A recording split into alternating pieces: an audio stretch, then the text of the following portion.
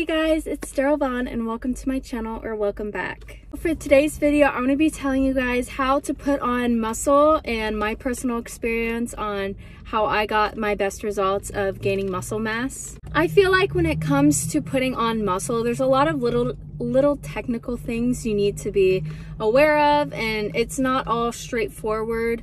It is kind of complicated when you get deep down into like learning how to put on muscle mass, but I'm gonna try and help you guys out in the best way as possible in this video. First, I'm just gonna state the basics of what you guys have probably heard before if you were trying to learn how to put on muscle mass, and that is being in a calorie surplus. Calorie surplus is consuming more calories than you burn, and you just want to make sure that if you're wanting to put on muscle, you're really fueling your body. You're eating protein, you're eating healthy fats, and you're also eating carbs as well. So when it comes to weightlifting and like short bursts of energy, you're going to be using mostly carbs in your workout. And if you're doing like longevity exercises like running, you're going to be using more fat. So that's why I think it's important that you need to be eating carbs before your workout so you have enough energy to sustain your whole workout. For a calorie surplus, obviously I think most people want to build lean muscle mass, so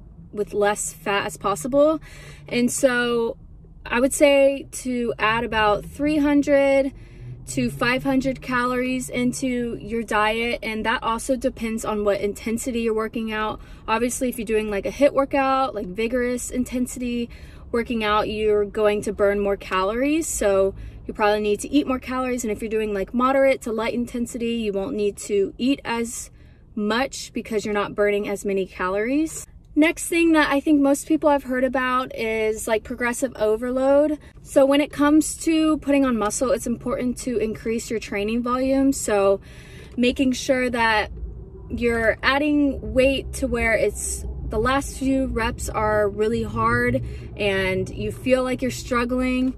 Some people say that you should try and increase your weight every week, which I think is really good for when you're beginning to work out, like as a beginner, because you're gonna get stronger, I feel, faster than people who've working out for so long, because it's harder for them to put on more muscle once you've been working out for years. Rather, when you just started, you can put on muscle faster. But for me now, since I've been working out for about 2 years, I like to increase my weight every 2 weeks to a month, just because I'm already going so heavy as it is and it's so hard. I just wait for that weight to feel a little easier, and then that's when I'll increase weight. So as a beginner, you know, try and increase your weight just by maybe 5 to 10 pounds every week. But you know, if you've been training for a while, for me personally, I like to wait 2 to 4 weeks to increase again, just because that feels best for me. Next thing that is pretty common, and I used to actually do, I need to get back to doing it, but I'm so bad at like taking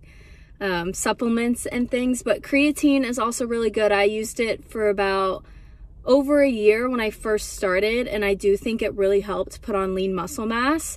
So I definitely recommend doing creatine.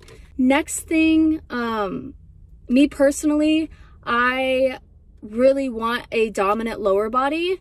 So since I want such a bigger lower body, I train it to 2 to 3 times a week. So if you're wanting, like, let's just say a big back, train it more than once a week to really shock your muscles. You'll see a lot of people do work out their lower body, especially girls, more than once a week. I've always done 2 or 3 times. I'm back to doing it 3 times a week now, and I've seen a lot of progress just by doing that. But with that, you also want to give your muscles time to rest as well. So that's why space it out. You should space it out pretty equally during the weeks. Next, I would say, don't go to the gym and just do a bunch of different workouts. You need to find a workout plan and stick to it. If like you're gonna go in on a leg day and you're just gonna do random exercises, like random machines, you don't want to do that. So you want to figure out what feels good for you, and you want to stick to that at least for about a few weeks. And then if you're starting to get like tired of that, or you want to try something different, then you can switch it up and then stick to that. But don't be all over the place doing different exercises every week. It's good to stay on a schedule and a plan. Next thing, which I think a lot of people especially in college, don't really think about because, you know, we're all so busy. But having a good sleep schedule will help so much. You want to make sure you're resting your body so it's all fresh and feels energized the next day for your workout. But it's really important to make sure you're not lacking in sleep and that you're getting a good 6-7 hours of sleep every night. That's the main points I wanted to point out. I'll put some pictures of me before I started weightlifting to now with my muscle growth. I just want to remind you guys that it takes time. Progress is not linear either. You'll be up, down, every which way. It's not a straight path. It's very hard, or everyone would do it.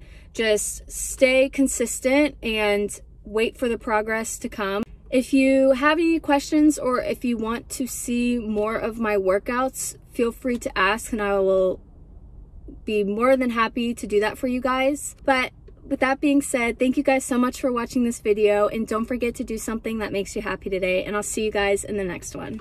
Bye!